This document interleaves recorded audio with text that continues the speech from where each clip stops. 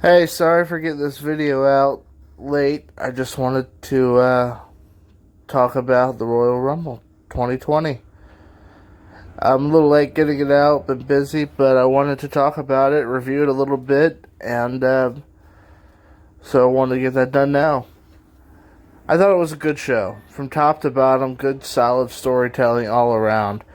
In an opening match of Roman Reigns versus Baron Corbin, Falls Count Anywhere, I thought having a main event bout start the show was a pretty good idea. The crowd was hot for it. Both sides really had the crowd going for him. Corbin had some heat.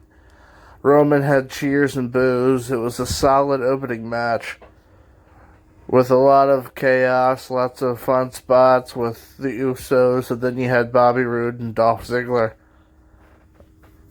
I think that was a good continuation of that storyline. Doesn't feel like a complete blow off though. I think honestly, if I think a Hell in a Cell match between those two. I know this is a different era, but that didn't feel like a blow off. I think you need to have something more definitive, more decisive than what we have. Than what happened there to me, just as a fan. Hell in a Cell, I think, would be interesting, or a cage match. Something more definitive to really blow off that feud. Then you had the Women's Royal Rumble with Charlotte Flair winning. I thought that was a fun match. Bianca Belair from NXT looked very impressive with 8 eliminations. She's going to hold a title sometime, probably this year. If not this year, then 2021, most certainly. But very fun match there. Charlotte looked impressive. Charlotte looked very impressive, as she always does. Next match, Bayley versus Lacey Evans. The story was interesting. Really showed as the story went in the match. Really showed off Bayley's experience in the ring, capitalizing off of Lacey's inexperience. Bayley won because Lacey missed the top rope move. Hit the mat hard. Bayley got the pin because of it. Solid storytelling there. I thought that showcased her experience, Bayley's experience, and made her look quite dominant. Next match, The Fiend versus Daniel Bryan.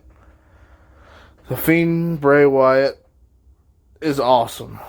He's vicious, he's cruel, he's sadistic, he's pure evil.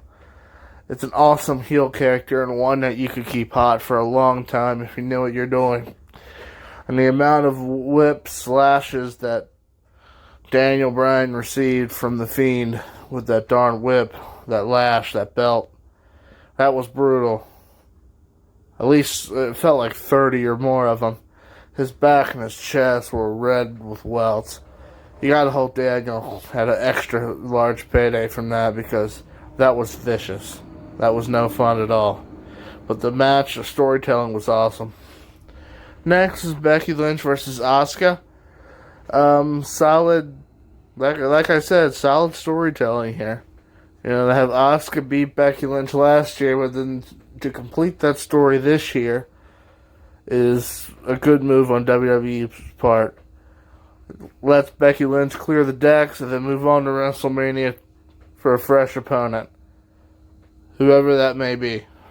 Hopefully it's a surprise. Not sure where they're going to go with that, but it should be interesting.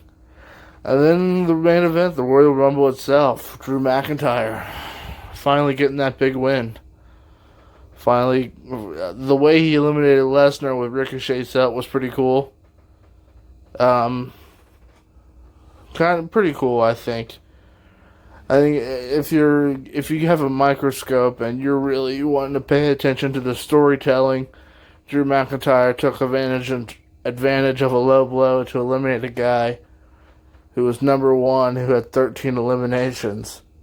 That's somewhat of a heelish tactic, but his character hasn't really been a baby face. I mean, he's been closer to a heel, although lately he's been sort of a tweener in between. Not really a heel, not really a baby face, so I don't think he can have too much problem with it. But it is going to be interesting to see, like, how they make him the true babyface in that in that match, in that build up, because he's almost as big as Lesnar. When you look at him, he's very tall, very muscular, almost as big as Lesnar, I think. And I don't know, it could be difficult. I think fans will cheer him.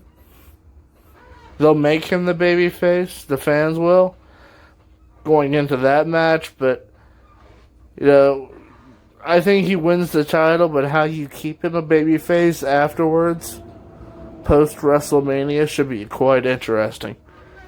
That could be a challenge, in my opinion, just as a fan. And then you had the big return of Edge, and that is invaluable. That's experience for the whole roster that you can't teach. I mean, you can teach a guy all the moves and stuff you want, but you got to work with veterans if you're going to get better. And Edge is a veteran, and he can have a great match with anybody. At least the old Edge could. I think this one could too. He looked awesome. He looked in shape. He looked well put together. He looked like an old school Count with that black coat he had on, and the way that he did his pose and the fireworks went off. But it was very cool to have Edge back. Massive pop. Massively over. But yeah, that's all for this one. Good show, I think, from top to bottom. Can't really ask for more.